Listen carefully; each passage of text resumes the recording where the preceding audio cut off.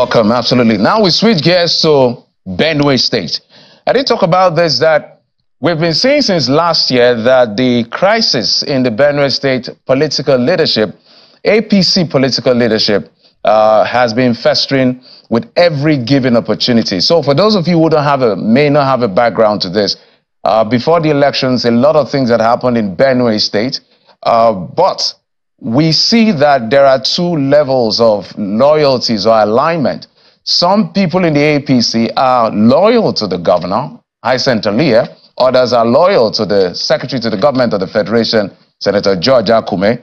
And the people that are loyal to Senator George Akume feel that the structure that brought the governor to office has been rejected. We even saw the caucus of the National Assembly of the APC, led by a Title Zam senator, coming to say the governor is high-handed and accused him of a couple of things. And we had the Commissioner Omale come to explain the side of the government. But today, it has taken to another level. If you know, in the next few days or about a month from now, the primaries for by-election will take place across the country. And Benue State in Guma local government area is the place where the election will take place for by-election, because the man who was occupying that seat is now a member of cabinet of Governor Hyacinthe Alia and is a commissioner for health. So he resigned his position, so there is a by-election. Now, the result of the primaries to field the candidate to represent the party has now unearthed the crisis, that division we talk about along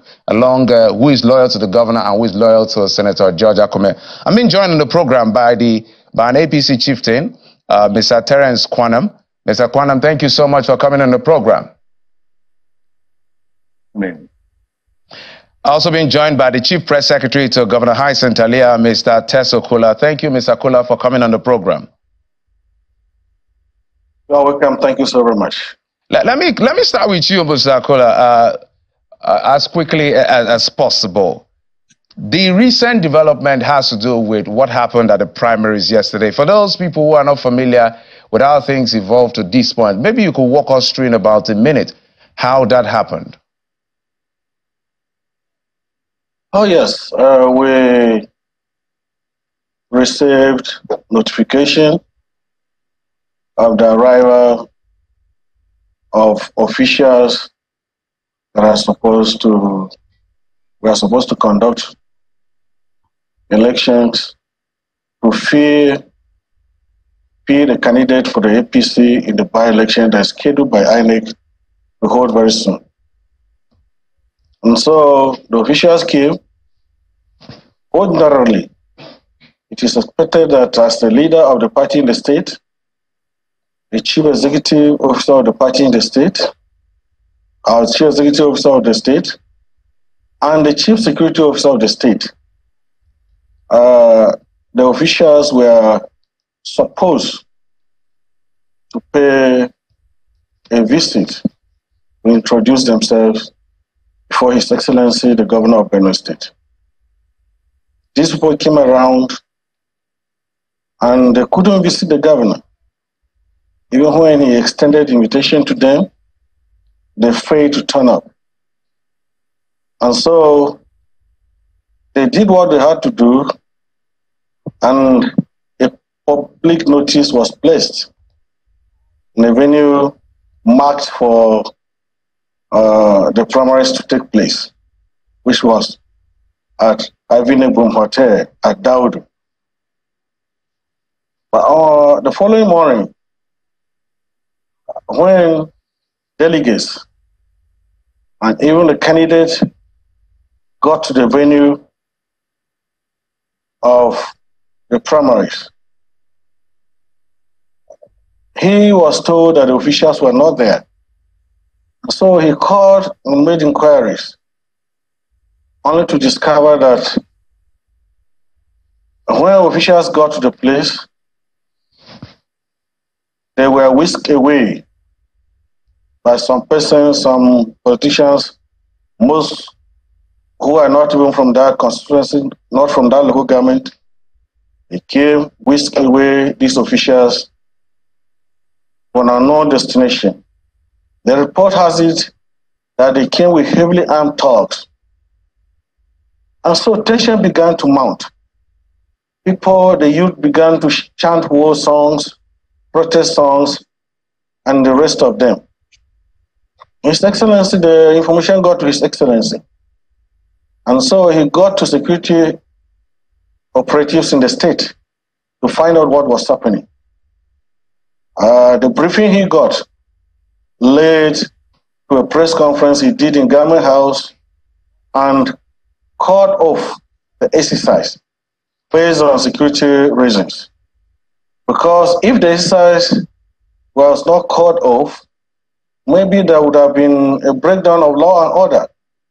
And as you can see, all the head of security formations in the state were with him because he called them, got briefing from them before he took that decision.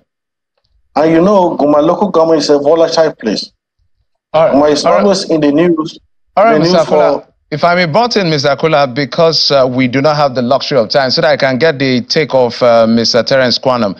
Mr. Kwanam, I'm sure you heard what your brother in the APC has said. I don't know what is your own narrative, because we understand that, according to what is confirming, the governor announced the suspension of the primary election after a candidate was cleared by the name Uche Tawase after that primary was conducted, because everybody's looking for a consensus candidate.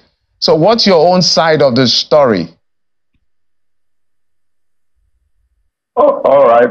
Thank you very much. Thanks for having me. It's a very simple thing. But first of all, we need to commend the State Working Committee of the party for maintaining their calmness during the provocation that came upon visitors that came from the National Secretariat to conduct a national assignment that was bestowed on them by our national party. As we all know, the timetable was given, and the person who is supposed to receive party officials in the state is the state party chairman, Comrade Agada, who has received visitors from the National Secretariat that accommodated them, and then commenced the assignment of the process. The two committees that came, one was for screening and one was to conduct a delegate election. And right from the beginning of the process, we saw supporters of the governor that came to attack our visitors from Abuja. We saw supporters of the governor that attacked even the state secretary. So if the chief press secretary is complaining today that the officials did not go to greet the governor, obviously the chairman's life was under threat because he was being attacked with his death. It was his responsibility to secure the lives of the people that came from Abuja. The image of the state, as you know, was in dispute because we are very hospitable people, but all of a sudden, we have a governor that decided to attack his own party officials that came to conduct the election. Secondly, we need to congratulate the winner of the election. There was a free, fair, and peaceful election that took place in Daudu because the election time was given by 8 a.m. Election commenced by 10. And before 12 elections have been done, by the time the governor had issued a statement that there was no security in the state, the official has conducted the election and was almost in Abuja. And so it's quite an interesting scenario to know that today, the governor that had claimed all along to be very popular is now using talks to be able to sustain the interest that he wants to institute in the party. If you could recall 7 months ago, the Yes Father mantra that rode him into government house has already derailed in Benue State, and that is why you are seeing these activities that are taking place today. There is no issue within the party. The party is that someone has lost its popularity and is fighting tooth and nail to make sure that people should believe that he is popular. The activities of the party are done within the party. The electoral act is very clear about who has power to conduct primary elections, and it is the national people that come from the National Secretariat in conjunction with the State Working Committee that were able to conduct the screening. Two candidates were able Mr. Kwanam, to the elections. If I may butt in, Mr. Kwanam.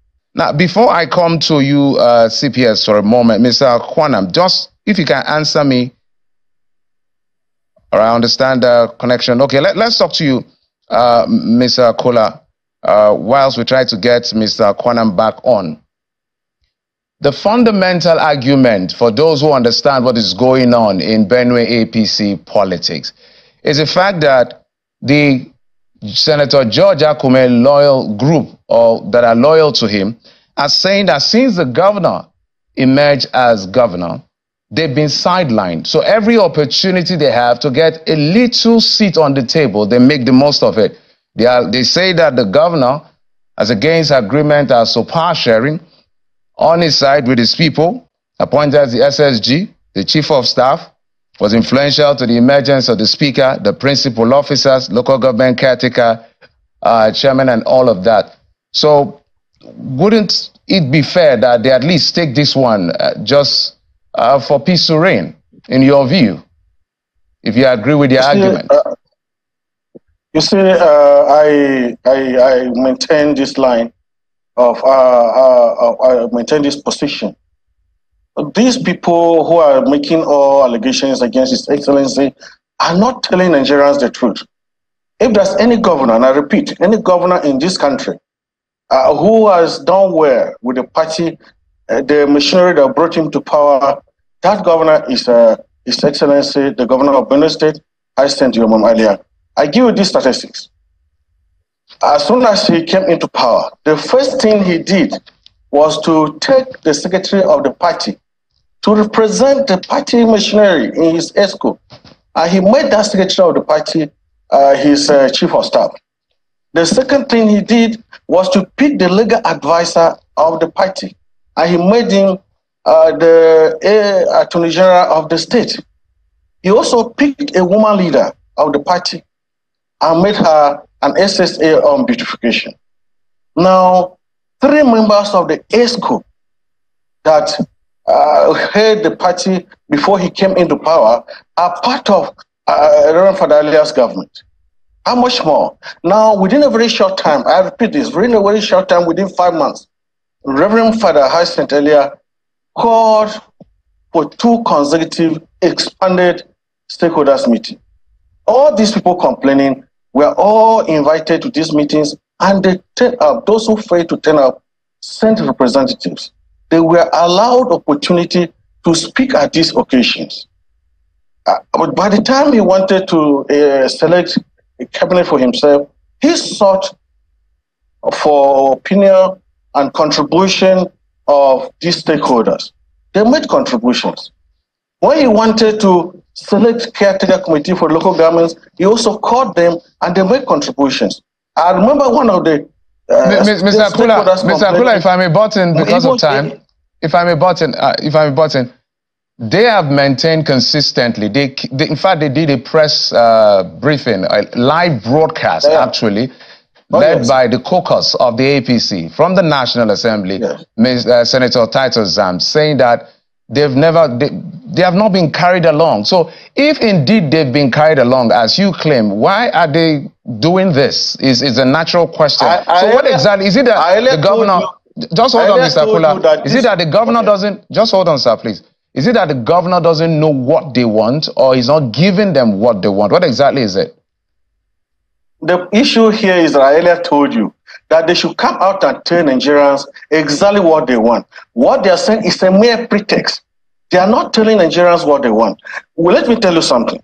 What the governor is doing in Benue State is to bring life to the people. And then these stakeholders are all involved. But one thing I know for sure is that some of these stakeholders are asking for too much. Remember, recently the governor bought 100 buses and distributed, sent